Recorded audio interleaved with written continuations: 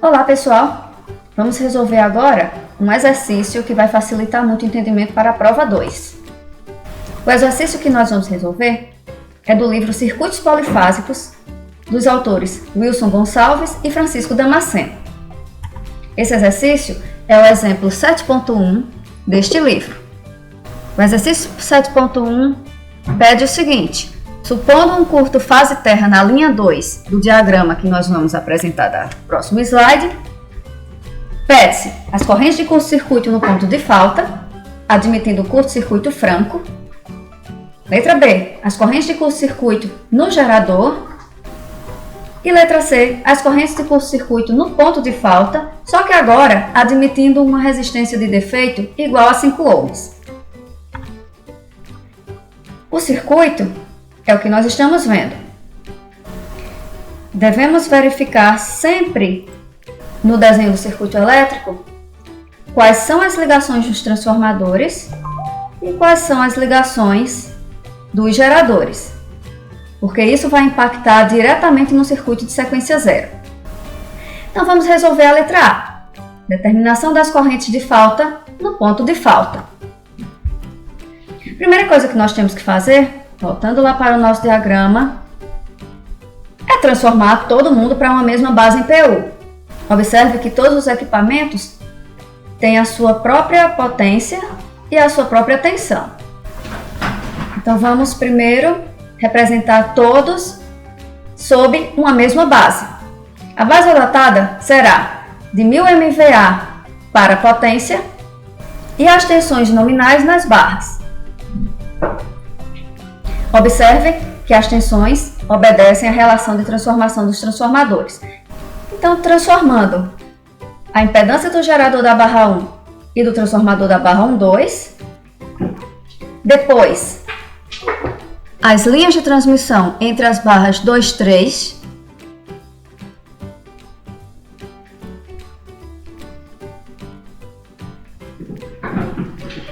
as linhas de transmissão entre as barras 3, 5 e o transformador 5, 6.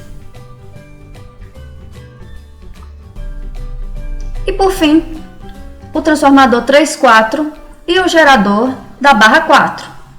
E aí nós completamos o circuito. Depois de todas as grandezas estarem em IPU sob uma mesma base, vamos agora formar os diagramas de sequência positiva e negativa. O diagrama de sequência positiva é idêntico ao circuito original, porque as impedâncias de sequência positiva são as mesmas impedâncias do sistema.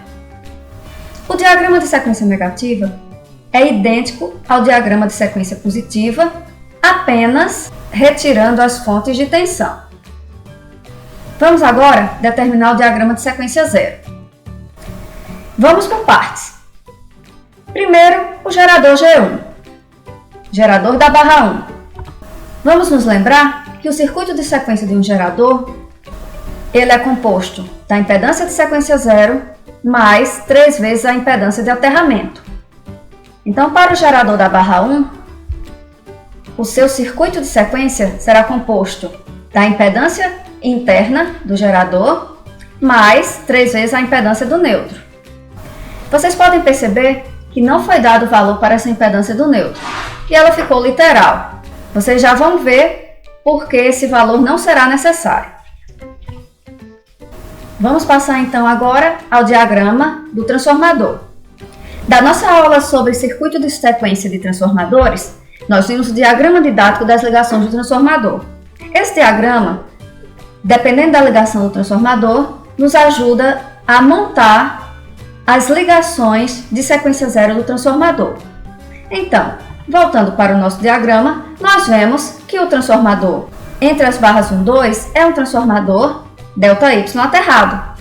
Portanto, no diagrama didático, nós vamos ligar o delta ao terra e ligar o Y até a barra 2. Quem não estiver se lembrando, por gentileza, retorne à aula para verificar como são as ligações no diagrama didático. A partir do diagrama didático, vamos então montar o diagrama do transformador. Então, da barra 1 até o terra, nós temos um aberto. E do terra até a barra 2, nós temos a impedância interna do transformador. Até agora, nós temos o circuito de sequência zero do gerador e o circuito de sequência zero do transformador. Prosseguindo, nós temos as 3 linhas de transmissão. O diagrama de sequência zero de linhas de transmissão é o mesmo de sequência positiva e negativa, apenas os valores das impedâncias são diferentes. Então, este é o diagrama de sequência zero das linhas de transmissão 2,3 e 3,5. Os transformadores T34 e T56, ou seja, os que estão entre as linhas 3,4 e 5,6, são transformadores Y aterrado e Y aterrado. O que vai fazer é que no nosso diagrama didático nós liguemos a chave A1 e a chave A2, o que vai fazer com que o circuito de sequência zero do transformador seja apenas uma impedância em série, ou seja, é igual ao circuito de sequência positiva dos mesmos transformadores. Prosseguindo, iremos para o diagrama do gerador, que, como nós já vimos, é 3 vezes a impedância de aterramento em série com a impedância interna do gerador. Por fim, nós temos o diagrama de sequência zero completo. Isto aqui não está errado. O diagrama do gerador 1, ele realmente fica desconectado do circuito de sequência zero, porque lembrem que no transformador ΔY, a barra 1 fica desconectada da barra 2, por causa da ligação do delta aqui para o terra. Então, o que acontece é que o gerador 1, ele não pertence ao circuito de sequência zero. E por isso, o valor dessa impedância de aterramento não foi necessário. Agora, depois de determinados os diagramas, nós precisamos determinar os circuitos de sequência, para então determinar o circuito representativo da falta. O circuito de sequência positiva e negativa, eles serão iguais, com a pequena diferença de não haver a representação dos geradores no circuito de sequência negativa. E nós vamos observar o seguinte: a corrente de falta, ela vai descer pelo ponto de falta até a terra e vai circular de volta para o circuito a partir da terra e subir pelos nêutrons dos geradores. Portanto, esse ramo que está circulado em amarelo, por não estar aterrado, ele não participa do circuito, ou seja, a corrente de falta não vai circular por ele, ela vai circular apenas no caminho do curto-circuito, retornar pela terra, ou seja, pelos aterramentos dos geradores. Portanto, nós podemos simplificar o circuito de sequência positiva retirando este ramo.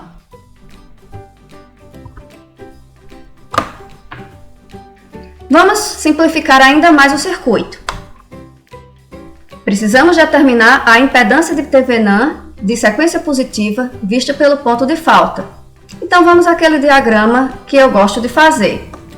Puxo o ponto F para cima, puxo a terra para baixo e faço as ligações. Então, do ponto F até a barra 2, nós temos a impedância 0,03 mais J 0,392. E assim por diante. Eu tenho da ponto F a barra 3, da barra 2 a barra 3, da barra 2 à terra e da barra 3 à terra. Como se configura um circuito em delta, nós podemos fazer uma transformação ΔY. E então, simplificamos o circuito e encontramos a impedância de sequência positiva, que é igual à impedância de sequência negativa. A única diferença, não esqueçam, é que no circuito de sequência positiva está presente a tensão, enquanto que no circuito de sequência negativa a tensão não está presente. E atentem também para os sentidos das correntes de sequência e o sentido das tensões de sequência. Vamos determinar o circuito de sequência zero. Do circuito de sequência zero, nós podemos observar que tanto esse ramo quanto este também não participam da realimentação da corrente de sequência para o curto. Então, a corrente de curto de sequência zero, ela circula do curto-circuito para o circuito retornando pela terra. Então, essa parte do circuito sai e esse ramo do circuito que também não está aterrado vai sair, fazendo com que nós tenhamos o circuito de sequência zero simplificado. Realizamos uma transformação ΔY, como foi feito no circuito de sequência positiva, e então determinamos o circuito de sequência zero. A impedância de Thevenin de sequência zero será esta impedância em série com o paralelo dessas duas, que dará por fim este circuito de sequência zero. Atente para o sentido da corrente. E por fim, vamos representar o circuito representativo da falta. Como a falta é fase terra, então podemos ver nas nossas anotações que o circuito representativo de uma falta fase terra é todos os três circuitos de sequência em série, conectados a partir do ponto de falta. Como na letra A falta foi considerada sólida, nós não temos a impedância de falta aqui no circuito.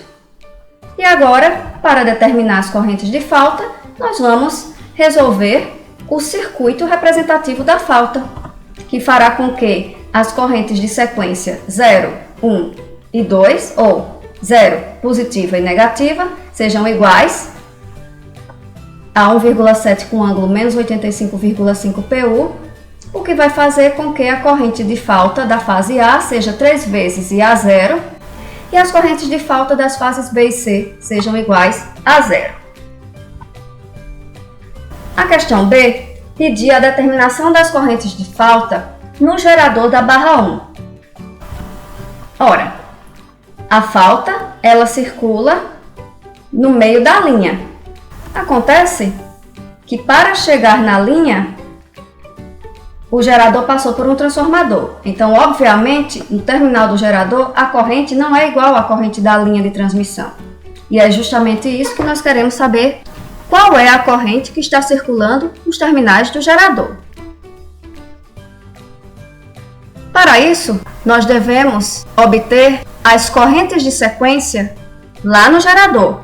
Do mesmo jeito que para determinar as correntes de falta das fases A, B e C, nós precisávamos das correntes de sequência 0, positiva e negativa, na linha de transmissão, nós também precisamos das correntes de sequência 0, positiva e negativa, no gerador, para determinar as suas correntes de falta, das fases A, B e C.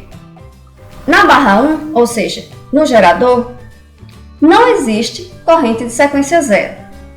Ou seja, a corrente IA0 do gerador é 0. Por quê? Porque não existe ligação entre o gerador e a linha de transmissão no circuito de sequência 0. Apesar de existir no circuito de sequência positiva e no de sequência negativa. Então, para o gerador, a corrente IA0 é igual a 0.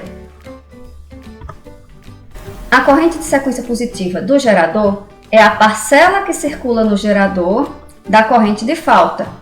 Portanto, ela será obtida a partir da divisão de corrente, da corrente de sequência positiva de falta. Feitos os cálculos, encontramos a parcela da corrente de sequência positiva que circula no lado do gerador a partir da divisão da corrente de falta pelos dois ramos. Essa corrente será igual à de sequência negativa, visto que os dois circuitos são iguais.